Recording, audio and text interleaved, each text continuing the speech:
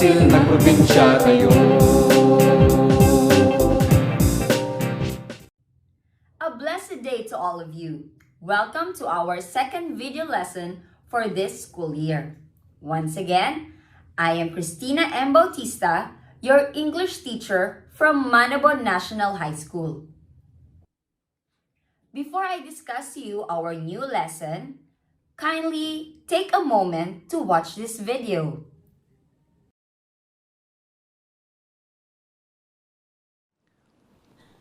Darren Tay, outsmart, outlast. Darren, outsmart, outlast, Darren Tay.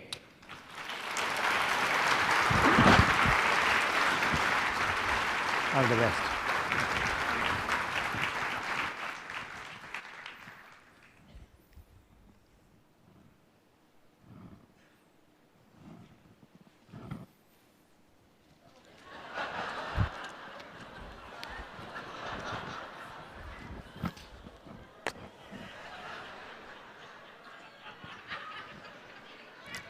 Hey loser, how do you like your new school uniform? I think it looks great on you. Those were the words of my high school bully, Greg Umberfield. Now, if you're all wondering whether the underwear that Greg used was clean, I had the same question. Mr. Contest Chair, fellow Toastmasters, and anyone, including those watching worldwide, if you are looking at Calvin Klein here, stop staring. My eyes are up here.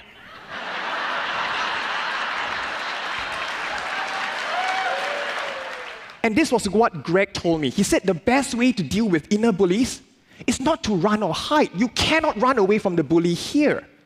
The best way to deal with it is to stand firm, face it, and acknowledge its presence. When you do so, you are no longer identifying with it. You are stepping out and observing it. It's like instead of being out there in the storm, you're now in the house watching the storm. Your inner bully will weaken and fade. I was thinking, wow, that's profound. How come you didn't tell me when I was 14? My friends, I'm standing on stage now before 2,000 of you and many more watching worldwide. But I'm not afraid anymore. I'm in control because I'm acknowledging it. I'm stepping out of it, observing it, and watching it weaken and fade. My friends, let us all not run away from our inner bullies anymore. Let us all face our inner bullies, acknowledge its presence, and fight. Let us all be vulnerable together as a family, supporting one another. Because we can all outsmart and Mr. Toastmaster.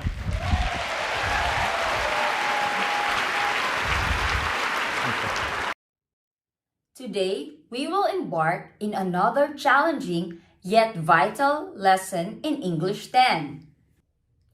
Be sure to have your module entitled Deliver a Prepared or Impromptu on an Issue Employing the Techniques in Public Speaking, Quarter 2, Week 8. And of course, your ballpen and paper. Also, before we start, make sure that you have answered already what I know on pages 1 to 3. Be sure that you have checked them with your answer keys. Developing your public speaking skills can increase your confidence and also help you overcome speech-related anxiety that you may have. Effective public speaking skills can help with career advancement, leadership abilities, poise, and professionalism. In this module, you will be learning the techniques of public speaking for you to apply it whenever you will be delivering a speech. Public speaking occurs when you give a speech before a live audience. It differs from other types of speaking, such as videos, which may be recorded. It's also different from online presentations, which are created and uploaded in the internet. Public speaking has many advantages, including improving your confidence level and giving you opportunity to champion a cause you care about. At this point, you might be asking, what makes a good public speaker? The answer might seem easy. A good public speaker makes use of effective public speaking techniques. Turn your module on pages 5 to 7. You will see there 13 effective public speaking techniques. From that list, you will be given 5 minutes to fill in a concept map. The concept map will help you identify the 5 most important techniques in public speaking. Your time starts now.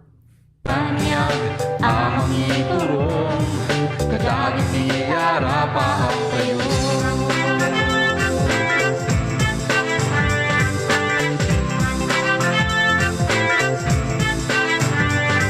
At tutubo ng prenyo, adal ipatek kayo.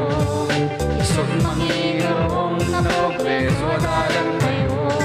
Sitayo nga ang prenyo, nga ang tutubo. Agbaling asil ng probinsya tayo.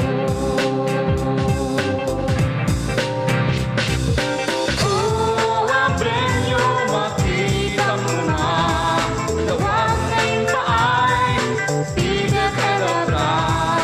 Adal yak, kanyang tutubo. Tayo ni Pangpanguna, tayo nagkalikaysa. Takno ang talagya para.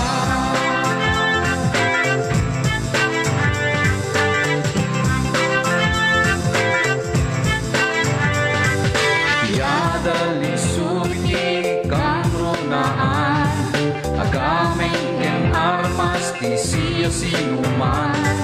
Tarabay ken ranyag, amang iturong, kadagit niyara pa ang kayo.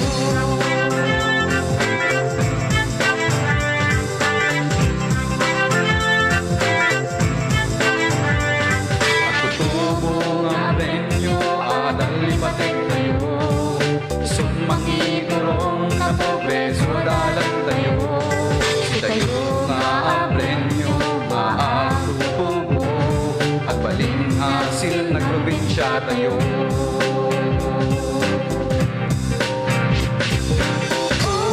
Ang prenyo, makita mo na. Tawag ngayong paay, tigat kalabra. Adal yak, kanyang tutubo. Tayo ni Pangpanguna, tayo nagkalikaysa. Takno ang talagya para.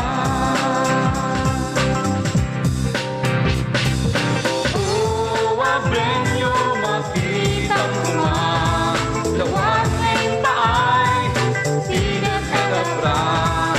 Adal yak, kanyang tutubo. Tayo ni Pangpanguna, tayo nagkalikaysa.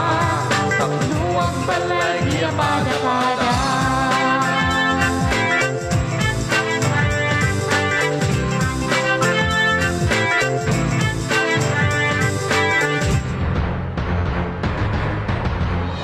Silnag!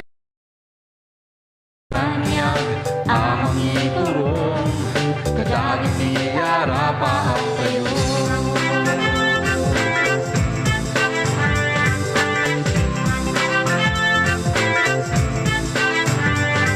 At tutubo ng prenyo, adal ipatek kayo. Isog mangingirong na progreso, adalan kayo. Sitayo nga ang prenyo, nga ang tutubo. Agbaling asil ng probinsya tayo.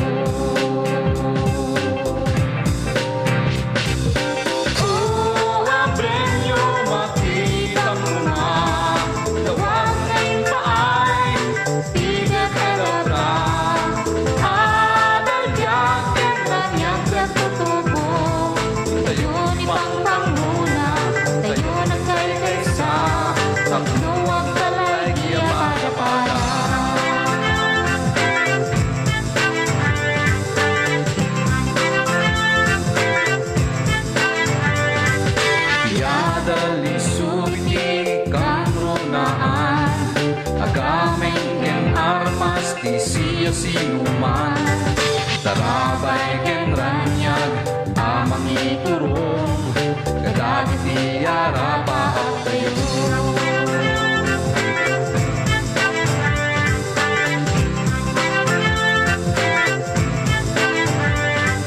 At tutubong ang premyo, adal ipatek tayo.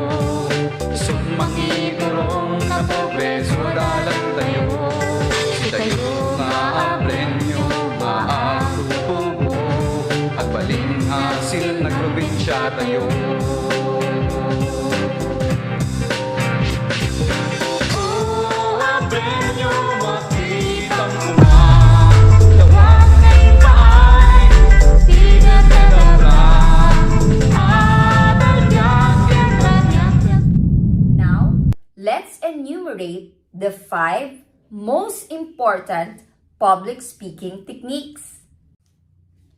Number 1, practice your speech. One of the most important public speaking technique is usually the one that is most overlooked. Practice. If you expect that you will be an effective speaker without practicing your speech, you'd be very wrong. The old saying, practice makes perfect, is really true, especially when you want to be a very good public speaker.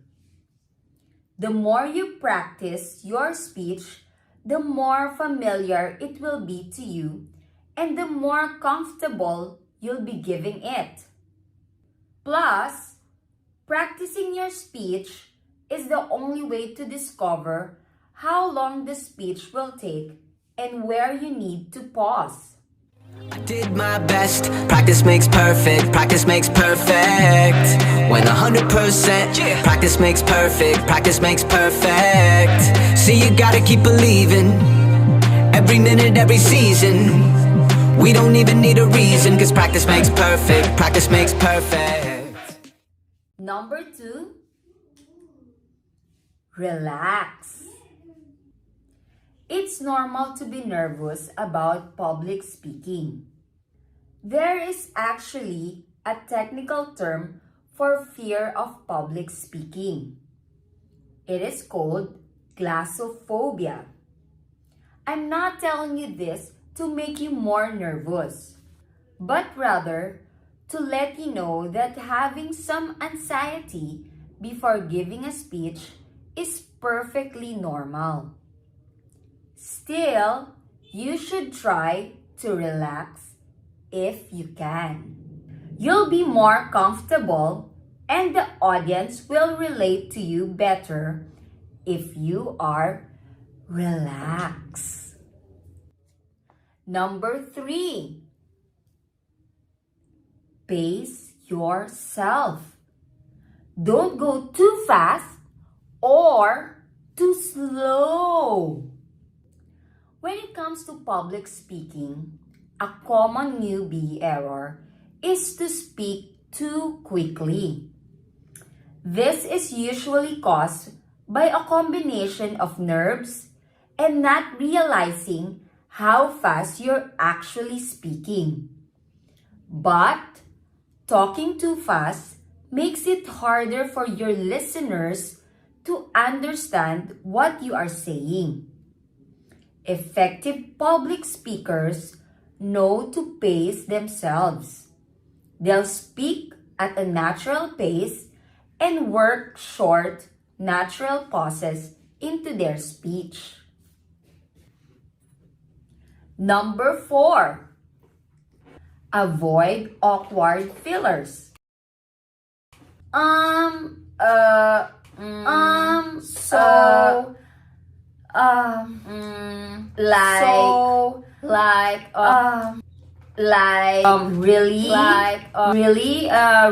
Very. We all slip these filler words into our conversations without even realizing it. But overuse of these words during a professional speech can make you sound less than confident. If you can, Break the habit using these words to become a better public speaker. Practice can help you eliminate these awkward fillers. But if you are used to saying them, sometimes it is difficult to notice. This is where a speech coach, a friend, or a teacher is needed. They could listen to you as you practice your speech. Or you can also record yourself as you deliver your speech. Then, you listen to yourself after. Number 5, use gestures. But when you use gestures, make sure that you do not overdo it. Natural movement during a speech is a sign of an effective public speaker. Hand gestures and a little movement can be a good public speaking technique as long as they are natural, purposeful, and not overdone. Now, let's enumerate the 5 most important public speaking techniques.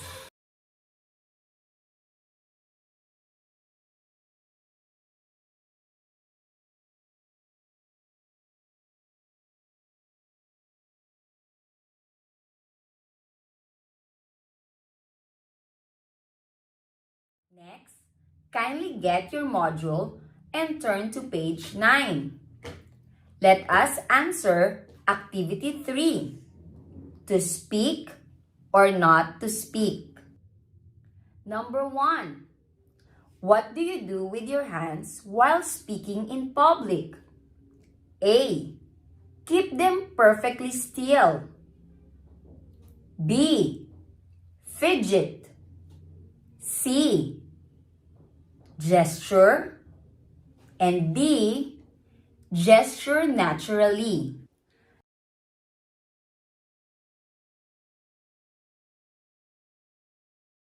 Number 2. How do you feel when smiling in front of a crowd? A. I only smile when I'm happy. B. I only smile when I'm relaxed. C. I can force a smile when I'm nervous and that helps me to relax. D. I am confident and relaxed in front of an audience and smiling comes naturally. Number 3. What do you need to do to remember what to say in a presentation? A. Prompt cards with the main points for each topic. B.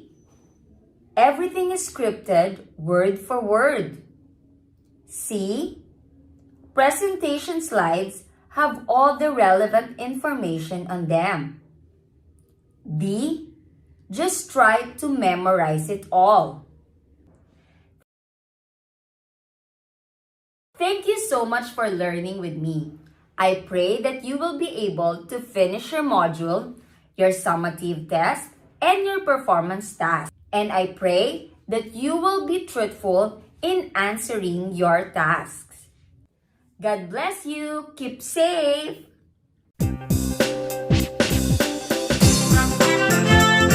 Thank you.